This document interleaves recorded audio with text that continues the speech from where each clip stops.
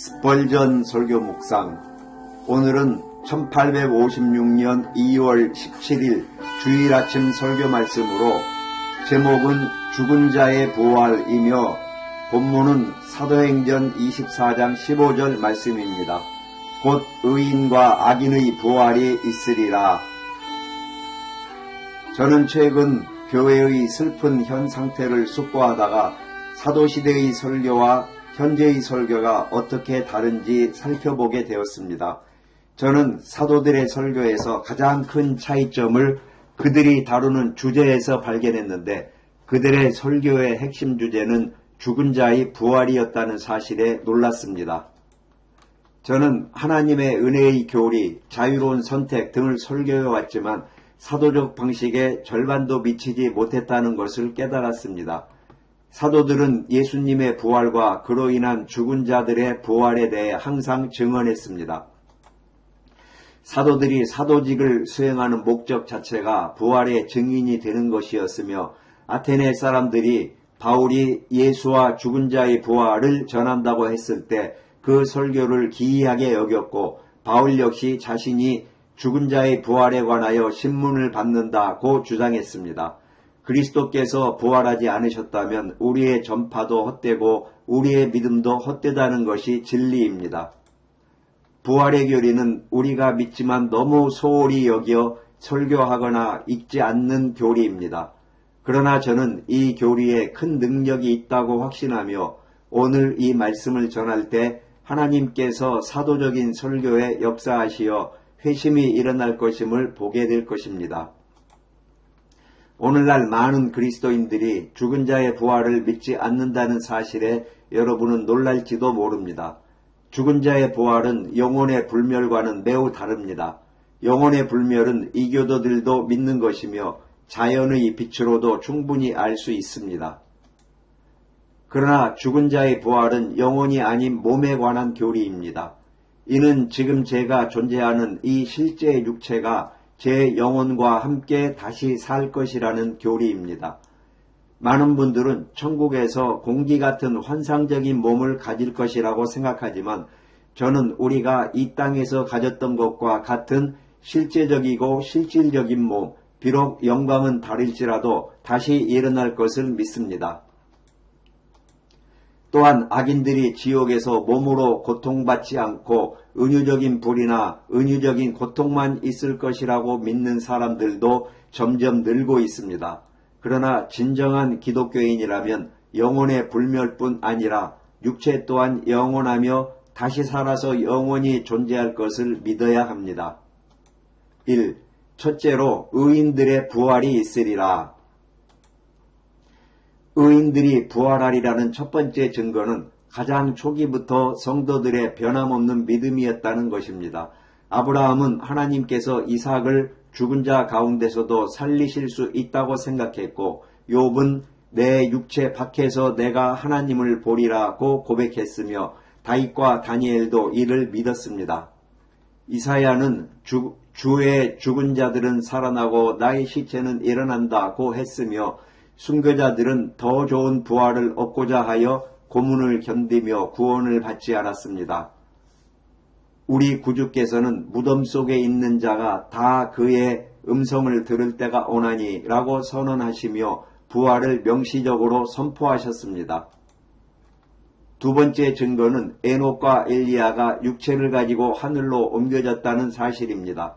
이 두 사람이 우리의 부활에 대한 보증이며, 그들이 육체를 입고 하늘에 계시다면 우리 모두도 같은 방식으로 일어날 것입니다. 세 번째 증거는 천사들이 성도들의 뼈를 지키고 있다는 사실입니다. 미가엘 천사장이 모세의 몸을 두고 사탄과 다투었는데, 만약 그 몸이 벌레의 먹이가 되고 영원히 흩어질 것이라면 천사장이 왜 그 몸을 위해 다투었겠습니까? 모든 의로운 자의 무덤 위에는 천사가 밤낮으로 서서 부활 때에 몸의 모든 원자들을 지키고 있습니다. 네 번째 증거는 이미 일어난 부활들입니다. 예수님께서 죽은 자 가운데서 살아나셨을 때 성도들의 시체들이 일어났으며, 나사로, 야이로의 딸, 나인성 과부의 아들 도르가, 유두고 등이 되살아난 것은 하나님께서 죽은 자를 살리실 수 있다는 보증입니다. 다섯 번째 증거는 우리의 몸이 성령의 전이며 그리스도의 지체라는 것입니다. 그리스도께서 우리의 영혼뿐 아니라 우리의 몸을 구원하시기 위해 오셨습니다. 몸은 음란을 위하지 않고 오직 주를 위하며 주는 몸을 위하시느니라. 우리의 몸이 주님의 것이라면 죽음이 그것을 삼키도록 내버려 두시겠습니까? 우리의 몸은 그리스도의 지체이며 성령이 거하시는 성전입니다. 성령의 전은 영원하며 이 육체가 한때 성령이 계셨던 곳인데 어찌 영원히 벌레의 먹이가 되겠습니까? 하나님께서 이 구조물을 다시 세우시고 이 필멸의 것이 불멸을 입게 하실 것입니다. 가장 중요한 논증은 그리스도께서 죽은 자 가운데서 부활하셨다는 것입니다. 그리스도께서 실제로 살과 뼈를 가진 몸으로 부활하셨듯이 우리도 그리할 것입니다. 이 교리는 큰 위로를 줍니다. 우리는 돌아가신 분의 영혼을 위해 우는 것이 아니라 그 몸이 무덤에 있어 더 이상 우리에게 미소짓지 못하고 애정을 표현할 수 없기 때문에 웁니다. 그러나 저는 여러분에게 위로를 드립니다. 바로 그 몸이 다시 살아날 것이며 그 눈이 다시 지혜로 번뜩일 것이며 차갑고 흙 같던 그 손이 어느 날 하프를 잡을 것입니다. 또한 온갖 질병으로 고통받는 가난한 순환자들에게도 위로가 됩니다. 여러분의 병든 낡은 몸은 고통 없이 다시 살아날 것입니다. 모든 신경은 기쁨으로 떨릴 것이고 모든 근육은 행복으로 움직일 것입니다. 지금은 쑥잔 같았던 이 몸이 꿀그릇이 될 것입니다. 우리가 천국에서 친구들을 알아볼 수 있을까요? 우리의 몸이 죽은 자 가운데서 살아난다면 우리가 그들을 알아보지 못할 이유가 없습니다. 우리는 천국에서 몸을 가지고 살게 될 것이므로 서로를 알게 될 것입니다. 이제 경고의 말씀을 드립니다. 여러분의 몸이 천국에서 살게 될 것이라면 여러분의 몸을 죄로 더럽히지 않도록 조심하십시오.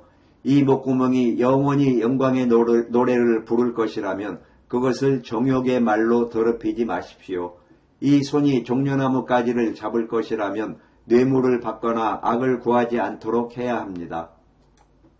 우리의 몸은 성령의 전이며 주 예수 그리스도의 지체이기 때문에 우리는 이 몸을 돌봐야 합니다. 이 부활의 교리를 믿지 않는다면 여러분은 복음을 받지 않은 것입니다. 둘째로 악인들의 부활이 있으리라. 악인들도 부활할 것입니다. 첫 번째 증거는 고린도후서 5장 10절의 말씀입니다. 우리가 다 그리스도의 심판대 앞에 나타나 각각 그 몸으로 행한 것에 따라 받으려 함이라. 몸이 죄를 지었으므로 몸이 처벌받는 것은 당연합니다. 몸이 영혼만큼 죄에 깊이 관여했기 때문에 영혼만 벌하고 몸은 벌하지 않는다면 부당할 것입니다. 세상의 목사들은 지옥의 불이 은유적인 불이라고 말하지만 저는 그렇지 않다고 말합니다. 여러분의 몸은 행한 것에 따라 받을 것입니다. 두 번째 증거는 마태복음 5장 29절입니다. 만일 내 오른 눈이 너로 실족하게 하거든 떼어내버리라. 내 백체 중 하나가 없어지는 것이 내 온 몸이 지옥에 던져지는 것보다 유익하니라. 이 말씀은 여러분의 영혼이 아니라 여러분의 온 몸이 지옥에 던져질 것이라고 선언합니다.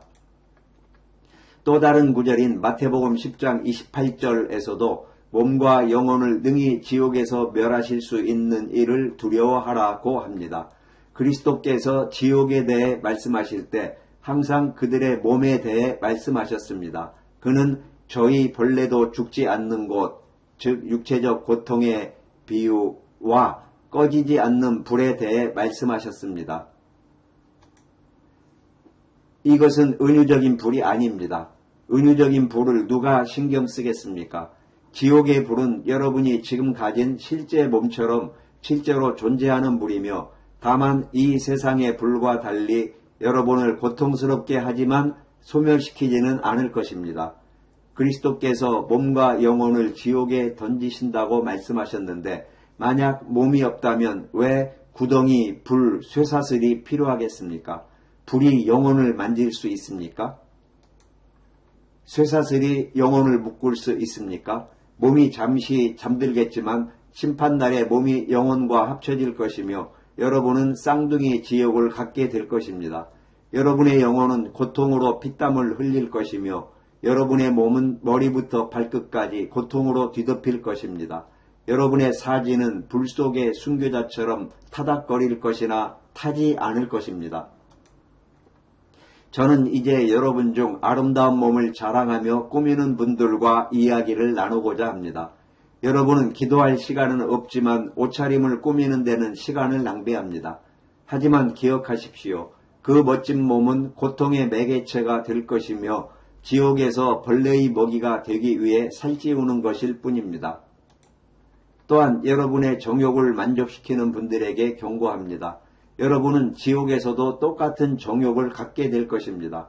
술꾼은 목마름을 느낄 것이나 마실 물을 찾지 못할 것이며 목마름은 불길을 삼켜 더욱 커질 것입니다. 음란한 자는 다른 사람을 유혹하고 싶어도 죄를 지을 대상이 없을 것입니다. 지옥에 몸을 가지고 있으면서도 모든 정욕은 그대로 남아있지만 그것을 충족시킬 능력이 없다니 얼마나 끔찍한 지옥이겠습니까? 죄인 여러분, 지금 여러분은 제 말을 듣고도 미동도 하지 않지만 저는 다시 하나님의 진리를 단언합니다. 지금 정욕을 바라보는 그 눈은 괴로움과 고통을 보게 될 것입니다. 지금 술을 들이붓는 그 목구멍은 불로 가득 찰 것입니다. 만약 머리에 통증만 있어도 의사를 찾을 텐데 머리, 심장, 손, 발이 동시에 고통스러울 때는 어떻게 하시겠습니까? 온갖 질병에 걸려 몸이 역겹고 나병 환자 같고 마비되고 썩으며 뼈는 아프고 골수까지 떨릴 때 여러분은 어떻게 스스로를 감당하겠습니까? 그리스도 없이 살아가며 스스로 의롭다 하거나 불경건한 삶을 사는 여러분, 하나님께서 여러분의 고발이 아닌 정죄를 천둥처럼 외치실 때 어떻게 하시겠습니까? 지금은 그리스도를 경멸하지만 그때는 그렇지 못할 것입니다. 지금은 안식일을 낭비하지만 지옥에서는 안식일 하루를 위해 1000개의 세계를 줄 수도 있을 것입니다. 지금은 조롱할 수 있지만 그때는 자비를 위해 소리 지르고 울부짖을 것입니다. 다가올 진노, 여러분 중에 누가 맹렬한 불과 영원한 불 속에서 살 수 있겠습니까? 구원받기 위해 무엇을 해야 합니까? 주 예수를 믿으라. 그리하면 구원을 받으리라. 오라 우리가 서로 변론하자. 여호와께서 말씀하시되 너희 죄가 주홍 같을지라도 눈과 같이 희어질 것이요 진홍같이 붉을지라도 양털같이 되리라.